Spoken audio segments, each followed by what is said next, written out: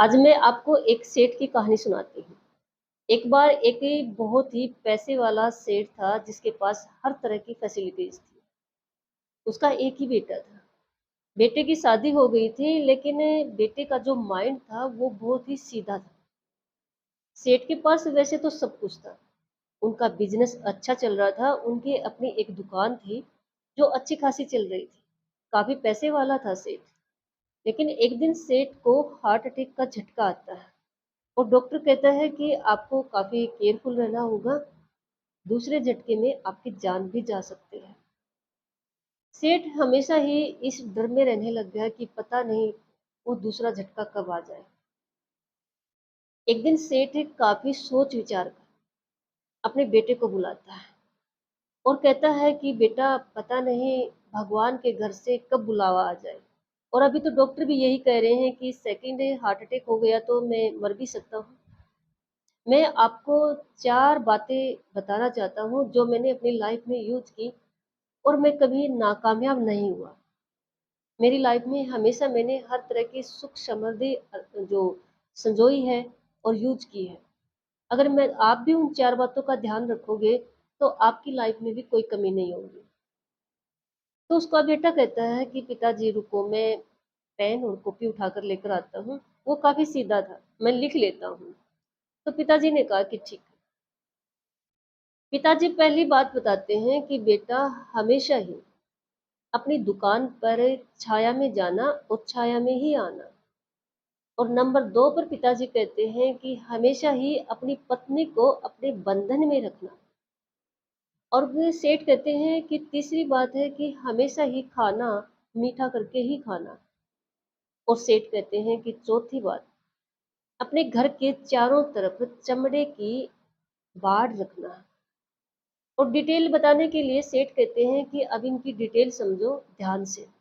और जैसे ही सेठ मुंह खोलता है, सेठ के प्राण निकल जाते हैं, सेठ की डेथ हो जाती है।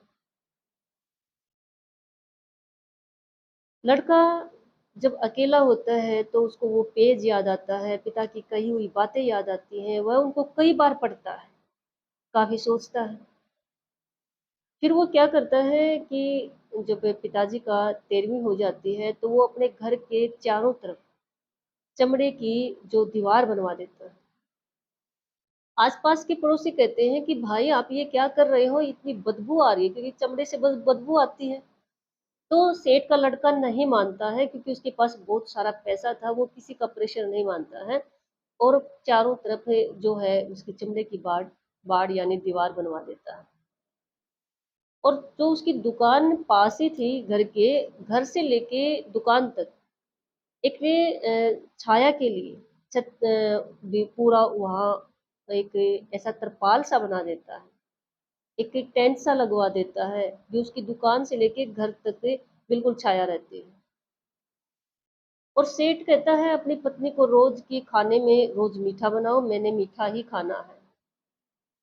और फिर अपनी पत्नी को रस्सी से बांध देता है और जब खाना बनवाता है तब उसको खोल देता है।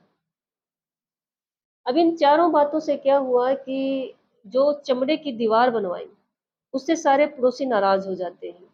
और बदबू, क्योंकि दीवार बनने से ज्यादा चमड़ा यूज हुआ तो बदबू इतनी फैल जाती है कि सभी पड़ोसी उस कॉलोनी को छोड़कर वहां से चले जाते हैं। जब पड़ोसी वहां से चले जाते हैं वो जगह खाली हो जाती है तो उनका जो दुकान का बिजनेस था वो भी धीरे धीरे खत्म हो जाता है। और जो वो हमेशा रोज मीठा खाने में लेने लगा, सिर्फ मीठा ही खाना खाता था, तो सेठ का लड़का बीमार रहने लग जाता है। और सेठ का लड़का जो अपनी पत्नी को खाना बनवाते ही रस्सी से बांध देता था, एक दिन मौका देखकर उसकी पत्नी रस्सी खुलवाकर घर छोड़कर वहां से चली जाती है, अपने मायके चली जाती है।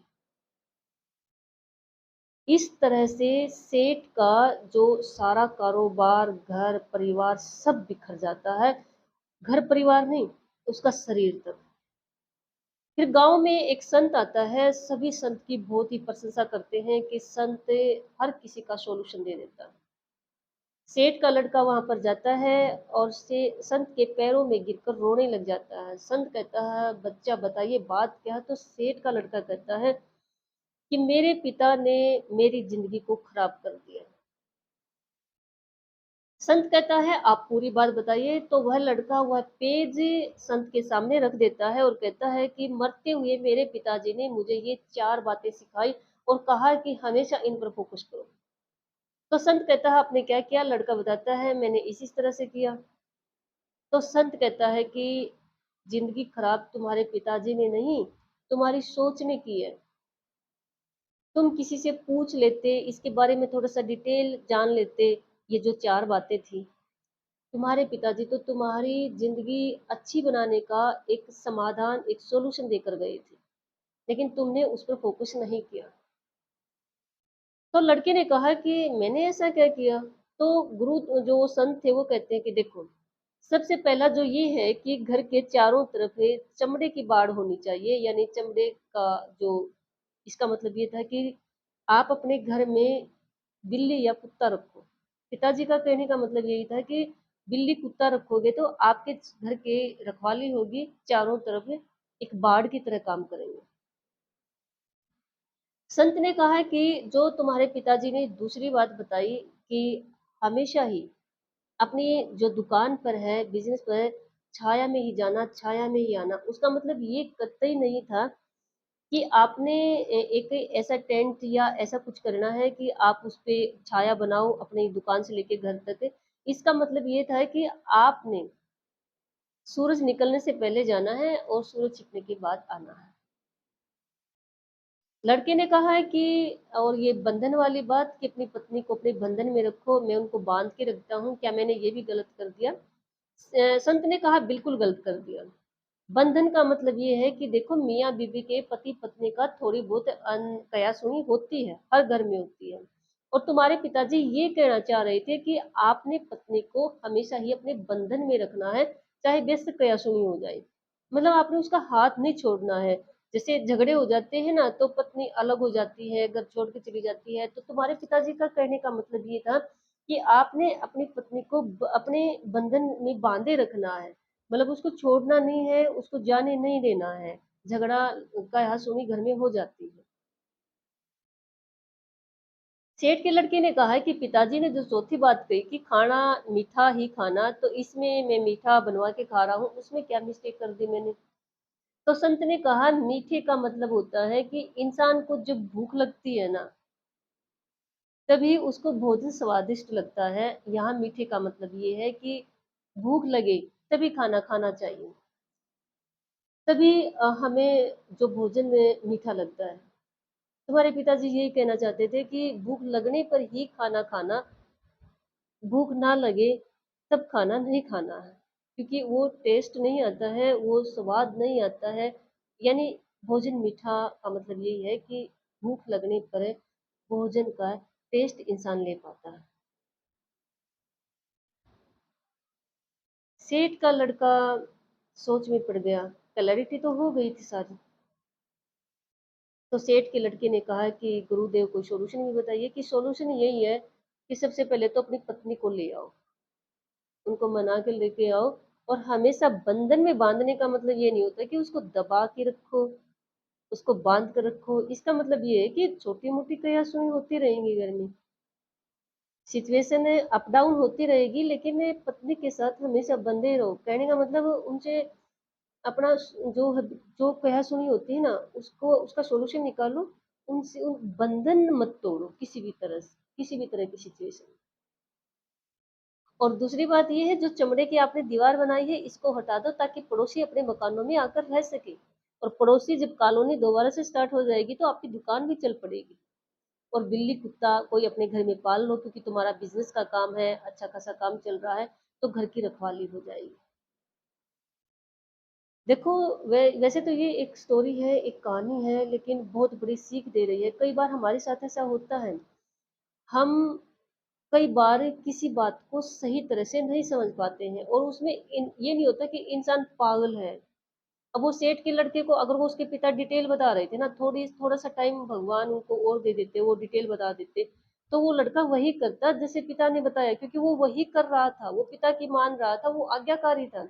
उसमें कोई कमी नहीं थी, बल्कि बस थोड़ी सी समझ में कमी होगी। कोई इंसान है, देखो, गहराई की बात समझ जाता है, कोई नहीं समझ पाता है, बस फर्क इतना ही है। अब वो सेठ का लड़का ना किसी की बात नहीं मानता था। जैसे पड़ोसियों ने कहा कि ऐसे कोई करता है तो वो हमेशा ये कहता था मेरे पिताजी बोल के गई है, मैं करूंगा। आज्ञाकारी तो वो था, लेकिन कमी कहाँ पर रहेगी? समझ में रहेगी, थोड़ा सा सोच में रहेगी। तो देखो ऐसे ही अपने बच्चों को अपने घर में बड़ों को यानी कुछ भी बात है क्लैरिटी से समझाएं। हर कोई डीपली नहीं समझ पाता है। देखो घर में चाहे छोटे हैं चाहे बड़े हैं, अगर हम अपनी बात कोई कहना चाह रहे हैं, कुछ रखना चाह रहे हैं, तो उसको थोड़ा सा क्लैरिटी से रखें, उसको थोड़ा सा समझाएं। समझाने के बाद अगर सामने वाला कोई भी है अपने घर में परिवार में नहीं मान रहा, वो फिर मैटर अलग है, ठीक है। उसको हम बेवकूफी कह सकते हैं, मूर्खता कह सकते हैं, या हम ये कहेंगे भी जैसा है भी जैसा करेगा वैसा कर लेगा, भी भुगतान यही करेगा। लेकिन अपनी तरफ से अपनी बात की क्लैरिटी दे। देखो अधूरा जो ज्ञान होता है ना, वो सबसे खतरनाक होता है। किसी भी चीज का अधूरा ज्ञान न रखें। कहते हैं दुनिया में सबसे बड़ा सुखी कौन है?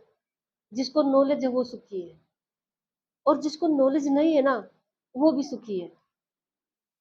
ये जो बीच वाले हैं ना लोग, ये जो पूरी नॉलेज नहीं रखते हैं या छोटी सी बात सुनते हैं, डिटेल नहीं सुनते हैं, क्लैरिटी नहीं रखते हैं, छोटी छोटी बात अपने घरों में देख लो, अपने आसपास देख लो, वो सबसे ज्यादा बाउंड्री खड़ा करते हैं। सबसे ज्यादा वो थॉट्स बनाते हैं अपने माइंड में, पूरी नॉलेज लिए बिना। चाहे छोटी छोटी अपने घर में देख लो आप, ठीक है। तो बस दूसरे को बताएं तो भी क्लैरिटी से बताएं। और कोई बात आप सुनते हैं या देखते हैं तो उसकी पूरी क्लैरिटी लें, पूरी डिटेल लें, पूरी उस बात को परखें, तभी अपना कोई व्यू पॉइंट बनाएं। ऐसे ही नहीं कि कुछ भी आधा अधूरा सुना और उस पर व्यू पॉइंट बना देते हैं। फिर वो एक दूसरे से आगे किस तरह से पता नहीं कितना कितना झगड़ा बढ़ जाता है। होता है, हमारे घरों में होता है, हमारे समाज में होता है। तो इस कहानी से हमें यही सीखने को मिल रहा है कि आधा ज्ञान अधूरा ज्ञान कभी ना लें और ना ही कभी किसी को दें।